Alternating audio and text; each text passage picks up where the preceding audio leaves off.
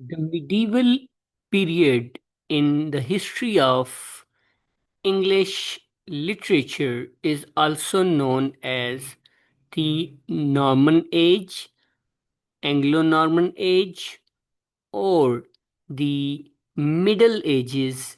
It is called as Dark Ages of English history as well.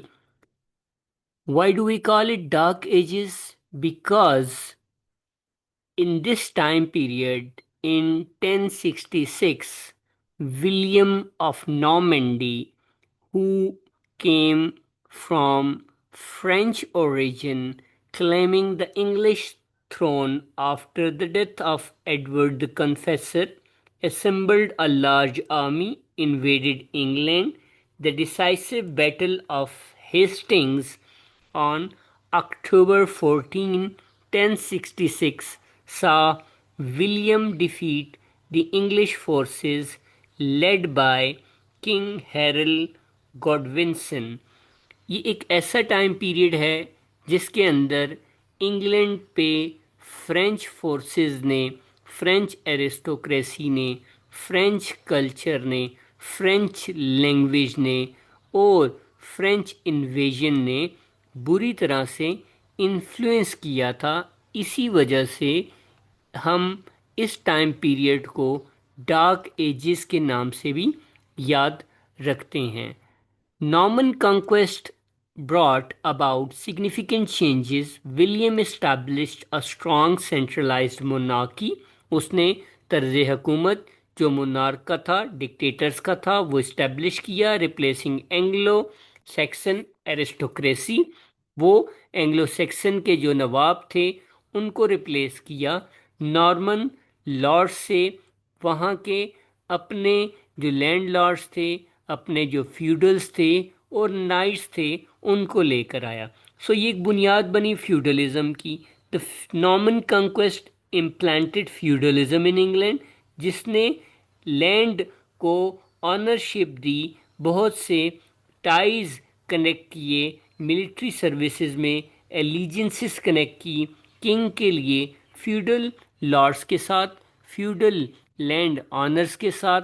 तो feudalism political economic system है जो hierarchical power देखता है, जिसमें किंग गवर्न करता है एट द टॉप, बैरन्स जो एलिजियंस किंग के साथ जो है ना, जो अपनी वफादारी का और अहद निभाते हैं, serves who are bound to the land on by the barons, और जो सर्व्स हैं, जो लोअर क्लासेस हैं, वो लैंड के साथ कनेक्ट रहेंगे जो बैरन्स ने, जो नवाबों ने अपने कब्जे में रखी हुई हैं। तो यहाँ पर कैसल्स बिल्ड किए गए कंट्री साइड को डिफेंड करने के लिए, और इसी तरीके से कैथीड्रल्स, चर्चिस को बिल्ड किया गया, एबिस बनाई गई, centres of worship and education इन्होंने उसमें वहाँ पे तालीम और फ्रेंच कस्टम, कल्चर, लैंग्वेज सिखाना शुरू किए। आइडियल्स ऑफ शिवलरी, जो बहादुरी के आइडियल्स थे,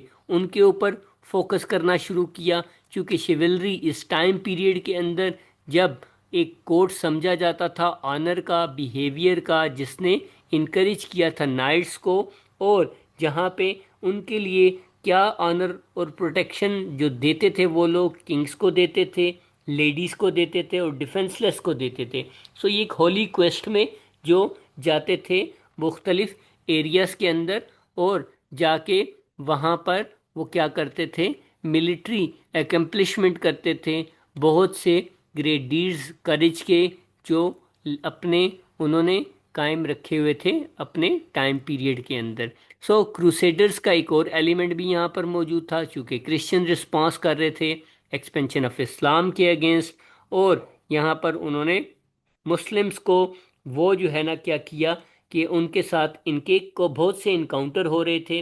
रिचर्ड द लाइन हार्टेड, और जिसकी रिचर्ड की जो 1199 में डेथ हुई थी, वो बंदा, वो किंग, और दूसरे बहुत सी मिलिट्री एक्सपीडिशन जेरूसलम में भी की थी। मिडल एजेस का टाइम पीरियड था। रिचर्ड की डेथ के बाद इंग्लैंड जो था वो जॉन के पास आया। जॉन ایک کنگ ولن کے طور کے اوپر بھی دیکھا جاتا ہے جس نے ریزسٹ کیا تھا اور رچرڈ کے بیرنس کو اور جتنے بھی لوگ تھے ان کو فورس کیا تھا ایک ٹریٹی سائن کرنے میں، جس کو میگنا کارٹا کہا جاتا ہے، جس کے اندر لمیٹڈ رائل اتھارٹی تھی، جس کے اندر پاور جو تھی وہ بیرنس کو دی گئی تھی، ارلی سٹیپس لیے گئے تھے جو روڈ ٹو ڈیموکریسی کی طرف لے کر جاتے ہیں، اور کریشن آف پارلیمنٹ بھی اس ٹائم پیریڈ یا اس معاہدے کے تحت تھی۔ تو میگنا کارٹا، جس کا مطلب ہے گریٹ چارٹر ان لیٹن، وہ ایک ہسٹوریکل ڈاکیومنٹ تھا، 1215 میں ایشو کیا گیا تھا، اور اس کا پرنسپل کیا تھا؟ King and his governments are not above the law, کہ وہ لوگ لا کے اندر رہیں گے، اور یہ جو ہے نا کنگ جان اینڈ انگلش بیرنز اور لمیٹڈ جو ہے نا، وہ کہتا ہے کنگز پاور کو لمٹ کیا انہوں نے، insuring certain rights and liberties for the free man, اور عام لوگوں کے لیے اس نے کیا کیا کہ بہت سی چیزیں انکریز کی جس کے اندر فریڈم شامل تھی۔ سو کروسیڈرز کے کچھ ریزلٹس تھے، کیا تھا؟